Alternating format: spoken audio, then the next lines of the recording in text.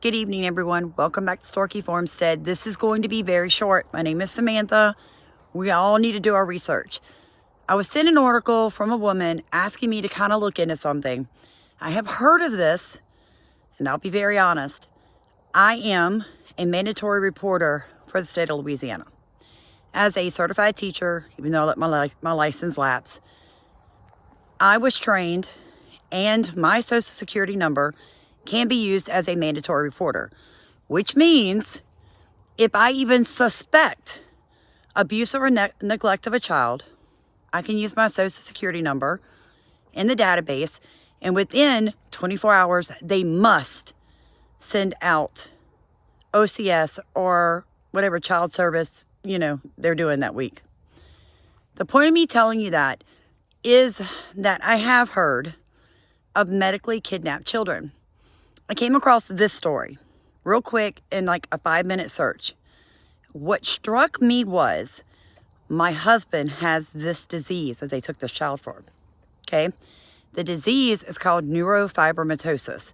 It is extremely rare.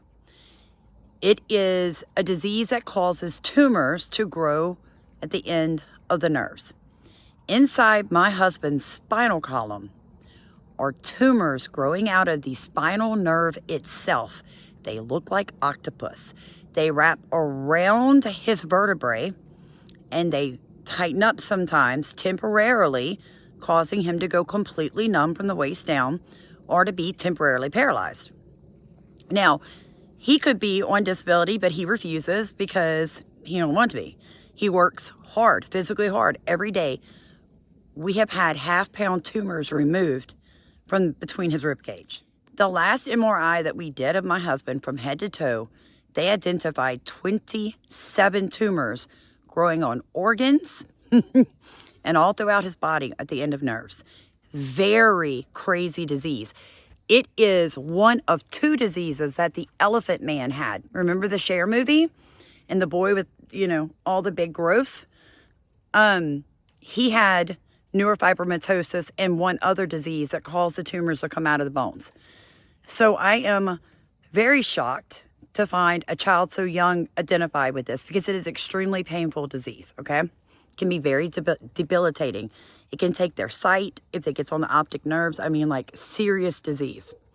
There's only 3 hospitals in the United States that even really treat this disease. So that's what caught my attention. She didn't agree with the treatment that her son was going to get. The doctor decided she was an abusive parent.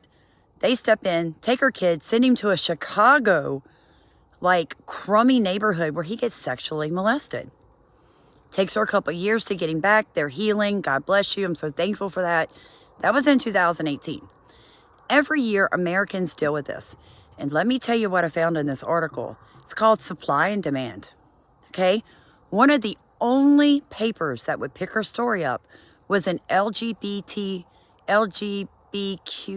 whatever, newspaper talking to adoptive parents saying, hey, we know you guys want kids.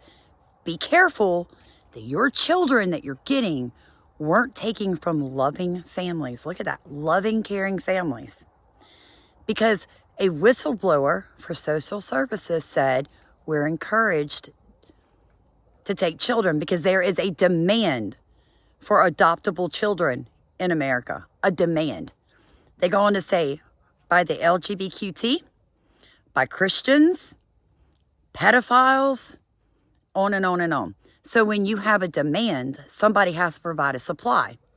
Seeing that, connecting to what's going on at our border with our current administration, it makes you go, So there's a demand for adoptable children in this country.